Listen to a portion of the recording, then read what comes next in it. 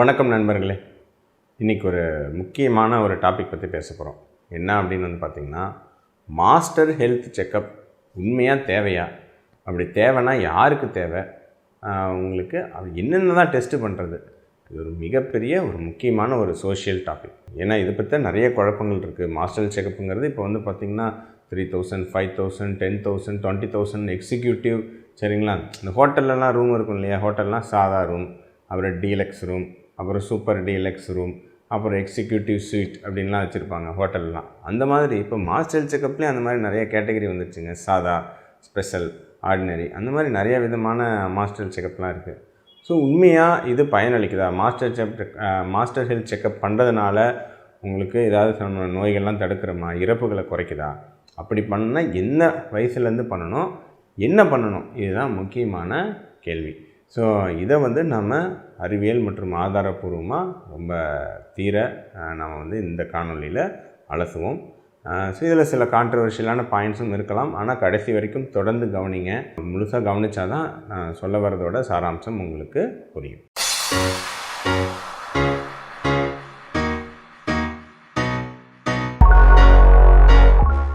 முதல் விஷயம், master health செக்கப்னால் என்னது?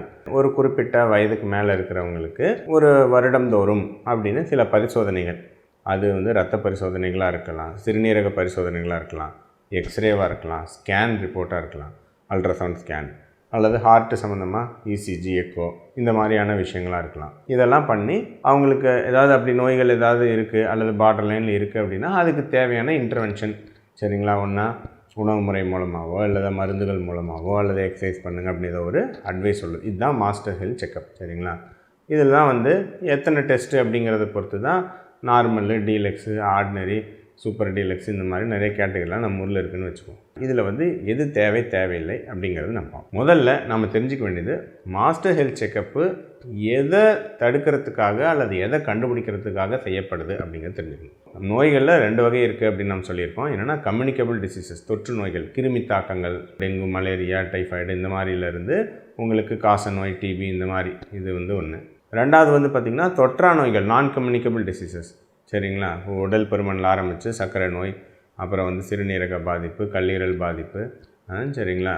இருதய பிரச்சனை, இரத்த குழாயில் அடைப்பு, அப்புறம் முக்கியமாக கேன்சர், சரிங்களா? இதெல்லாம் முக்கியமான தொற்றா நோய்கள். மாஸ்டர் செக்கப் உண்மையாக எதை நோக்கி பண்ணப்படுதுன்னா கிருமி நோய்களுக்காக பண்ணப்படுவது இல்லை. ஸோ ஏன்னா கிருமி நோய்கள் பெரும்பாலும் அறிகுறிகள் வந்துடும், சரிங்களா? டிபினா காய்ச்சல், இருமல், சரிங்களா? இல்லை வேறு எந்த நோயினாலும் அதுக்கான அறிகுறி வந்துடும். ஆனால் பெரும்பாலும் இந்த தொற்றா நோய்கள் பெரும்பாலும் அறிகுறிகள் இருப்பதில்லை. அப்படிங்கிறனால தான் மாஸ்டர் ஹெல்த் செக்கப்னு ஒரு கான்செப்ட் பரிந்துரைக்கப்படுது. ஸோ இந்த தொற்றா நோய்கள் உண்மையாக எந்த அளவுக்கு இதனால் தடுக்கப்படுது நாம் ஆதாரபூர்வமாக பார்ப்போம். எந்த அளவுக்கு நோய்களை நம்ம கண்டுபிடிக்க முடியுது அப்படின்னு பார்க்கும் பொழுது, இந்தியாவில் மாஸ்டர் ஹெல்த் செக்கப் பற்றின ஸ்டடீஸ் ஆக்சுவலி ரொம்ப குறைவு. அப்படியே ஸ்டடி பண்ணியிருந்தாலும் ஒரு ஃபாலோ பண்ணி அந்த மாதிரிலாம் எதுவும் ஸ்டடீஸ் கிடையாது வெளிநாடுகளில் இருக்கிற மாதிரி. ஏன்னா இங்கெல்லாம் ப்ரைவேட்டில் பண்ணுறதுனால பெருசாக ஃபாலோ பண்ண முடியறதில்லை. வெளிநாடுகளில் கவர்மெண்ட்டில் பண்ணுறதுனால லாங் டேர்ம் ஃபாலோ பண்ணி என்ன நடக்குது அப்படின்னு கண்டுபிடிக்க முடியுது. அதாவது அது ஒரு சின்ன ஸ்டடி தான். ஒரு 337 பேர்த்துக்கு மாஸ்டர் ஹெல்த் செக்கப் பண்ணியிருக்காங்க. அதில் அதான் இவங்க எல்லாருமே அறிகுறிகள் எதுவும் இல்லாதவங்க, ஆல்ரெடி என்ன நோய் அப்படின்னு இல்லாமல் இருக்கேன் அப்படின்னு சொன்னவங்க. அவங்களுக்கு டெஸ்ட் பண்ணி பார்க்கும்போது அதில் 12% பேர்த்துக்கு சர்க்கரை நோய் இருப்பதும், 37% பேர்த்துக்கு ப்ரீ டயபிட்டிஸ்ன்னு சொல்லக்கூடிய சர்க்கரை நோய்க்கு முந்தைய நிலை இருப்பதும், ஒரு 54% பேர்த்துக்கு இரத்த சோகை இருப்பதும், 40% பேர்த்துக்கு மேலே கொலஸ்ட்ரால் அளவுகள் அதிகமாக இருக்கணும், ஒரு 11% மக்களுக்கு தைராய்டு பிரச்சனை இருப்பதும், அப்புறம் ஒரு சிறிய பர்சன்டேஜ் மக்களுக்கு கல்லீரல் மற்றும் சிறுநீரக பிரச்சனைகள் இருப்பதும் தெரிய வந்திருக்கு. இது பார்த்திங்கன்னா மிகப்பெரிய நம்பர், சரிங்களா? ஸோ நல்லா இருக்கேன் அப்படின்னு சொல்கிறவங்களுக்கு டெஸ்ட் பண்ணும்போது இப்படி நான் வருதா அப்படின்றது தான். இதை நான் கண் கூட ப்ராக்டிக்கலாகவும் பார்க்குறேன். ஏன்னா டயட்டுக்கு பார்த்திங்கன்னா ரெகுலராக உணவு ஆலோசனை இப்போ நான் பர்சனலாக கொடுக்கறது ஸோ அது நிறையா ஆயிரக்கணக்கான பேஷண்ட்ஸோட டேட்டா பேஸ் என்கிட்ட இருக்குது. ஸோ அதில் பார்க்கும்பொழுது பார்த்திங்கன்னா எந்த அறிகுறியும் இல்லை, சும்மா வெயிட் லாஸ்க்காக வருவாங்க, அல்லது ஏதோ ஒரு சின்ன வயிறு தொப்பை இருக்குது அப்படின்னு குறைக்கிறதுக்காக வருவாங்க. எனக்கு எந்த அறிகுறியும் இல்லை, ஆரோக்கியமாக இருப்பேன்னு சொல்லுவாங்க. அந்த மாதிரி இருக்கிறவங்களுக்கே நாங்கள் இதே கிட்டத்தட்ட இந்த நம்பர் 20-30% பேர்த்துக்கு மேலே டயபெட்டிஸ் தெரிய வந்திருக்கு. நிறைய ப்ரீ டயபெட்டிஸ், ஃபேட்டி லிவர், கல்லீரல் கொழுப்பு, சரிங்களா? நிறையா அப்புறம் ஆரம்பக்கட்ட சிறுநீரக பாதிப்பு, யூரின் மைக்ரோஆல்புமின், அந்த மாதிரி நிறைய தெரிய வந்தது பார்த்துருக்கோம். அதுக்கான நடவடிக்கைகள் சரியான நேரத்தில் எடுக்க முடிஞ்சிருக்கு. ஸோ அந்த வகையில் பார்க்கும்பொழுது அது இந்தியா மாதிரியான சர்க்கரை நோய் உடல் பருமன் அதிகமுள்ள ஒரு நாட்டில் உங்களுக்கு வந்து இதனுடைய பெனிஃபிட் வந்து ரொம்ப அதிகம் அப்படின்னு தான் சொல்லணும். ஆனால் இதில் ஒரு சிக்கல் என்ன அப்படின்னு வந்து பார்த்திங்கன்னா, இப்போ வெளிநாடுகளில் இந்த மாஸ்டர் செக்கப் பண்ணி எந்த அளவுக்கு இறப்புகள் குறைஞ்சிருக்கு அப்படின்னு ஒரு மிகப்பெரிய ஆராய்ச்சி பண்ணியிருக்காங்க. சரிங்களா? கொக்ரைன் ரிவ்யூ அப்படின்னு சொல்லுவோம். அதுதான் வந்து பார்த்திங்கன்னா பல்வேறு ஆராய்ச்சிகளோட ஒரு கூட்டு முடிவு அப்படின்னு சொல்லுவோம். சரிங்களா? அதுதான் இருக்கிறதுல ஹையஸ்ட் எவிடன்ஸ் அப்படின்னு சொல்லுவோம். அதில் வந்து 2019 ஒரு ஆராய்ச்சி வந்திருக்கு. அதில் பயங்கர ஷாக்கிங்கான ரிசல்ட்ஸ் வந்திருக்கு. என்னன்னு பார்ப்போம். 17 ஆராய்ச்சிகளோட கூட்டு முடிவுகளை இந்த கொக்ரைன் ரிவ்யூவில் வெளியிட்டிருக்காங்க. இதில் வந்து பார்த்திங்கன்னா கிட்டத்தட்ட 2.5 லட்சம் மக்களுக்கான விஷயங்கள் வந்து தகவல்கள் வந்து சேகரிக்கப்பட்டிருக்கு. ஸோ இந்த மாஸ்டர் செக்கப் பண்ணுறது ஒட்டு மொத்தமாக இப்போ மேபி மாஸ்டர் செக்கப் பண்ணுறாங்க, அப்புறம் இன்னொரு குரூப்புக்கு வந்து மாஸ்டர் செக்கப் பண்ணல, அவங்கள ஒரு 10 வருஷம் 15 வருஷம் ஃபாலோ பண்ணுறாங்க. ஒட்டுமொத்த இறப்புகள் 2 குரூப்புக்கும் வித்தியாசம் இருக்கா? இந்த மாஸ்டர் செக்கப் பண்ணுற கும்பலுக்கு உங்களுக்கு இறப்புகள் குறைஞ்சிருக்கா அப்படின்னா சுத்தமாக குறையல அப்படிங்கிறாங்க. ஒட்டுமொத்த இறப்புகள் ஆல் காஸ் மார்ட்டாலிட்டி குறையவே இல்லை. கேன்சரை தடுச்சிருச்சா, கேன்சர் இறப்புகள் குறைஞ்சிருச்சா அப்படின்னா அதுவும் இல்லை. ஸோ மாஸ்டர் செக்கப் பண்ணியுமே கேன்சர் கண்டுபிடிக்கிறதுக்கான டெஸ்ட்டுக்கு ஸ்கேன் அதெல்லாம் பண்ணியுமே கேன்சர் இறப்புகள் 2 மாஸ்டர் செக்கப் பண்ணவங்க பண்ணாதவங்க எந்த வித்தியாசமும் இல்லை. சரி, ஹார்ட் அட்டாக் குறைஞ்சதாயா அப்படின்னு வந்து கேட்டால் ஹார்ட் அட்டாக்கும் குறையலைங்க. சரி, ஸ்ட்ரோக் பக்கவாதம் குறைஞ்சதா அப்படின்னு கேட்டால் அதுவும் பெருசாக குறையலை அப்படிங்கிறாங்க. என்னப்பா அது? ஸோ ஒட்டுமொத்த இறப்பு குறையல, அப்புறம் வந்து கேன்சர் குறையல, ஹார்ட் அட்டாக் குறையல, பக்கவாதம் குறையல, அப்புறம் என்னத்துக்கு மாஸ்டர் ஹெல்த் செக்கப்பு அப்படின்னு ஒரு மிகப்பெரிய கேள்வி இந்த ஆராய்ச்சிக்கு பிறகு வந்திருக்கு. ஸோ இது ஏன் இப்படி ஒரு ரிசல்ட் வந்திருக்கு, இதுக்கு என்ன பண்ணணும் பார்ப்போம். நவீன மருத்துவமே வந்து வேஸ்ட்டு அப்படின்னு சொல்கிறவங்களுக்கு இந்த ஆராய்ச்சி வந்து ஒரு மிகப்பெரிய ஒரு தூண்டுகோலாக அமைஞ்சது. என்னங்க இப்படி வந்துடுச்சு, நீங்கள் பண்ணுறது எல்லாம் போங்கு ஆட்டமா அப்படிங்கிற மாதிரி ஆயிடுச்சு. எனக்குமே கூட ஒரு ஷாக்கிங்காக தான் இருந்துச்சு. பட் இன்னும் ஆழமாக பார்க்கும்போது இன்னும் நிறைய விஷயங்கள் தெரிய வந்துச்சு. ஸோ நம்ம 15 ஆராய்ச்சிகள்னு சொன்னால் அதில் இருக்கிற ஒவ்வொரு ஆராய்ச்சிகளாக போய் பார்க்கும்போது நிறைய ஆராய்ச்சிகளில் உங்களுக்கு சில முக்கியமான காரணிகளில் ஆக்சுவலாக இம்ப்ரூவ்மெண்ட் தெரிஞ்சுது. உதாரணத்துக்கு வந்து பார்த்திங்கன்னா ஒரு வெட்டிரன் ஹெல்த் அப்படின்னு சொல்லுவாங்க, இந்த ஆர்மி மென்னுக்கெலாம் ஏதோ ஒரு மாஸ்டர் செக்கப் மாதிரி.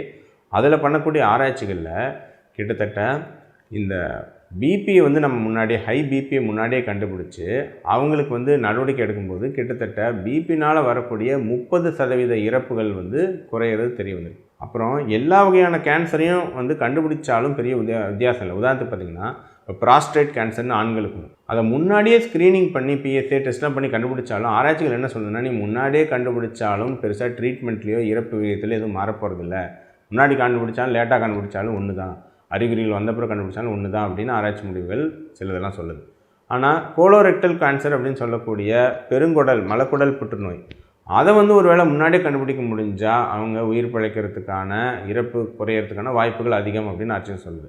ஸோ இதே ஆராய்ச்சியில் இந்த பிபி இருக்கிறவங்களுக்கு பாதுகாப்பு வழங்குச்சு அப்படின்னு சொன்ன ஆராய்ச்சியிலேயே இந்த கோலோரெக்டல் கேன்சர் இருக்கிறவங்களும் முன்னாடியே கண்டுபிடிச்சு அவங்களுக்கான இறப்பு விகிதம் வந்து இந்த 16 வருட காலத்தில் குறைஞ்சிருக்க தெரிய வந்திருக்கு.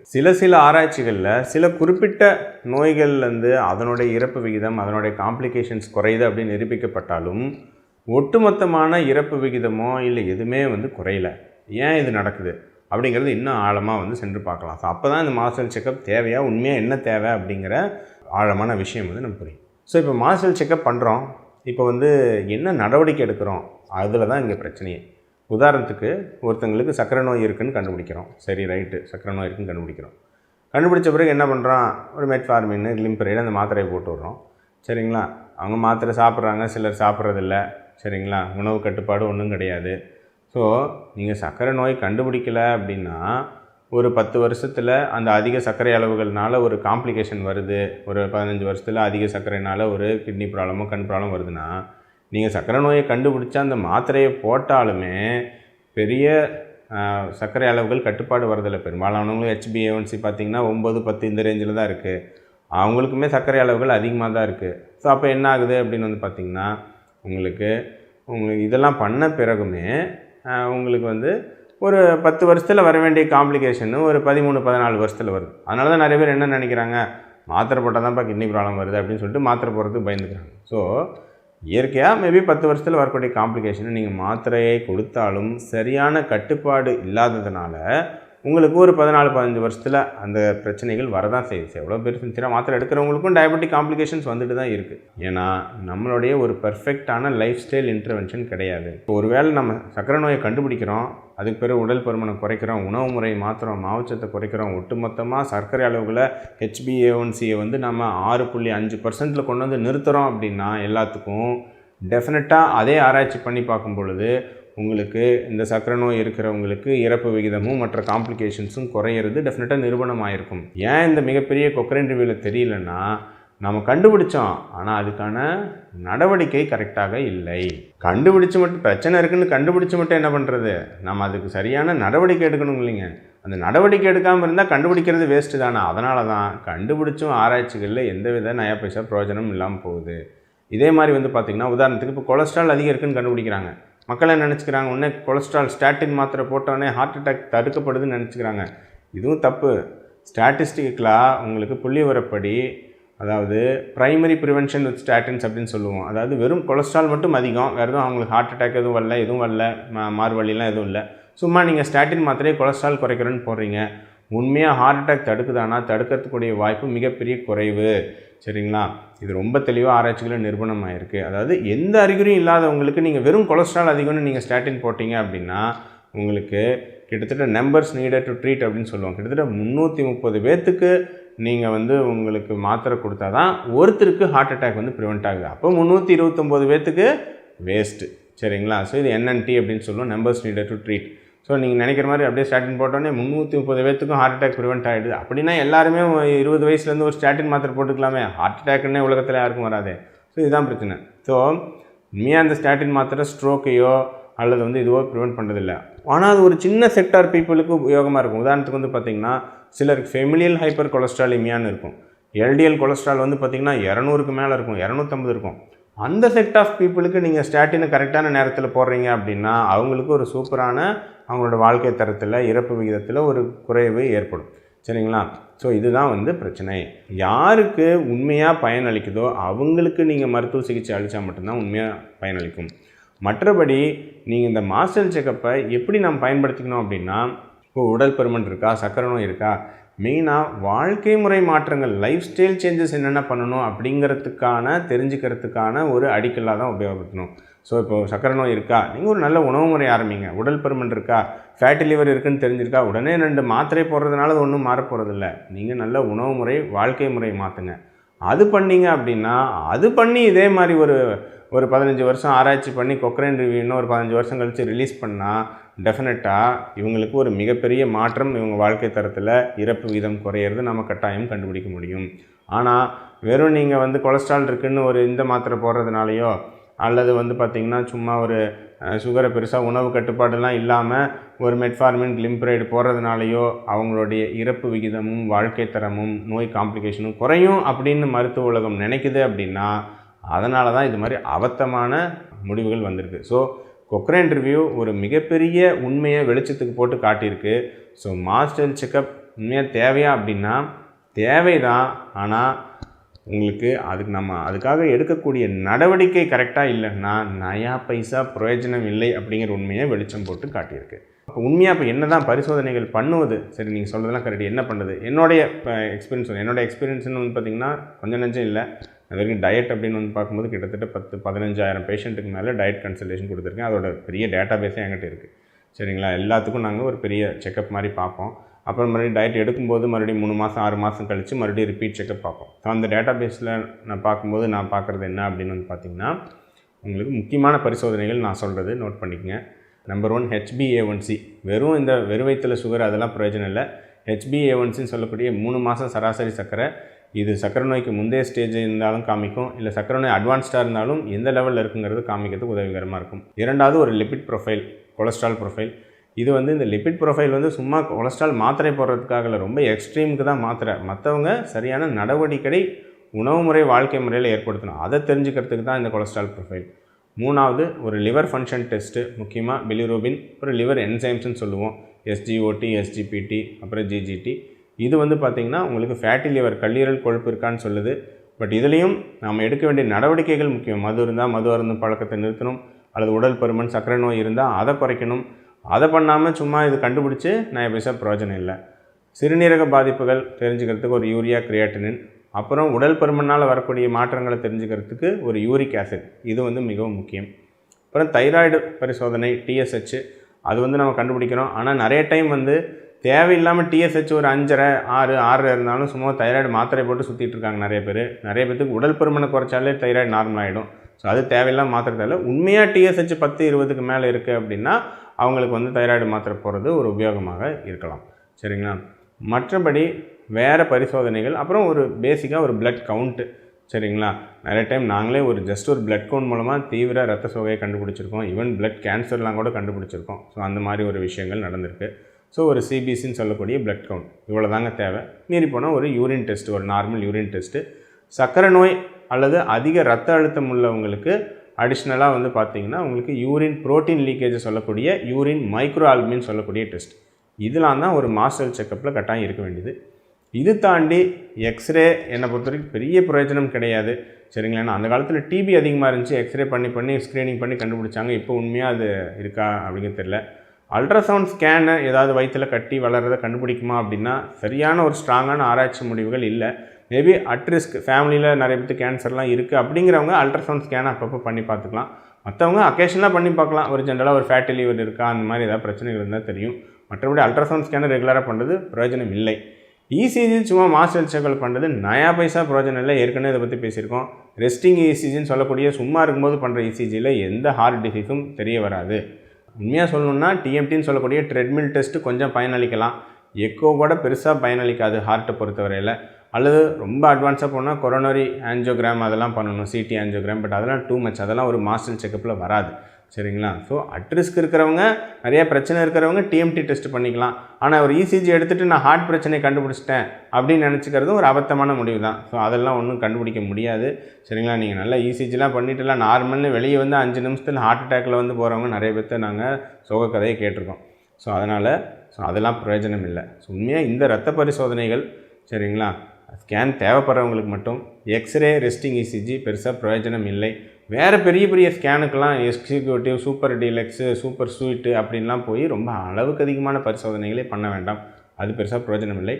கேன்சருக்கான ஸ்க்ரீனிங் இப்போ சில நம்பர்ஸ்லாம் பண்ணுறாங்க. PSA ஆண்களுக்கு, CA 125 பெண்களுக்கு, அப்புறம் வந்து பிரெஸ்ட் எக்ஸாமினேஷன் அந்த மாதிரி பண்ணுறாங்க. பட் அதுவுமே வந்து பார்த்திங்கன்னா எந்த ஃபேமிலியில் யாருக்கு அட்ரிஸ்க் இருக்குது, அவங்களுக்கு யாருக்கு பண்ணணும் அப்படிங்கிறத தெரிஞ்சுட்டு பண்ணுங்கள். பெண்களுக்கு செர்வைக்கல் கேன்சர் ஸ்க்ரீனிங் பண்ணுறாங்க. சரிங்களா? கர்ப்பப்பை வாய் புற்றுநோய், அது நிறைய பேர்த்துக்கு பேப்ஸ்மியர் அதெல்லாம் எடுக்கிறது உபயோகமாக இருக்குது. ஸோ அது அந்தந்த மருத்துவர்கிட்ட கலந்து ஆலோசிச்சுங்க. சும்மா 19 போய் ஒரு 100 டெஸ்ட்டை கொடுத்துட்டு வராதிங்க, பிரயோஜனம் கிடையாது. உண்மையாக தேவையான பரிசோதனைகளை தேவையான இன்டர்வெல்ல இப்போ யாருக்கு பண்ணணும், ஒரு 40 வயசுக்கு மேலே பண்ணலாம், தப்பு இல்லை.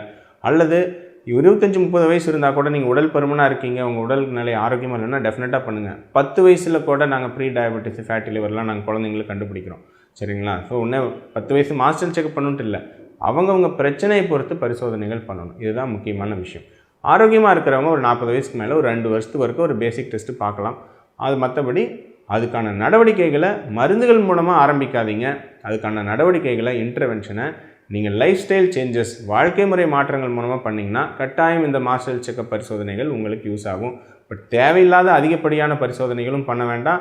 அதுக்கு தேவையில்லாமல் இருக்கிற என்னென்னலாம் நம்பர் ஒரு 0.1 0.2 அதிகமாக இருக்கோ அது எல்லாத்துக்கும் 2 மாத்திரை போட்டு தாக்க வேண்டாம். இந்த தவறுகள் பண்ணாமல் இருந்தீங்கன்னாவே இந்த முழு உடல் பரிசோதனைகள் உண்மையாக ஒரு அர்த்தத்தை உங்களுக்கு கொடுக்கும், ஒரு மாற்றத்தை கொடுக்கும். இல்லைன்னா இதெல்லாம் அந்த கொக்கரன் ரிவ்யூவில் சொன்ன மாதிரி இதெல்லாம் வேஸ்ட்டு தான்.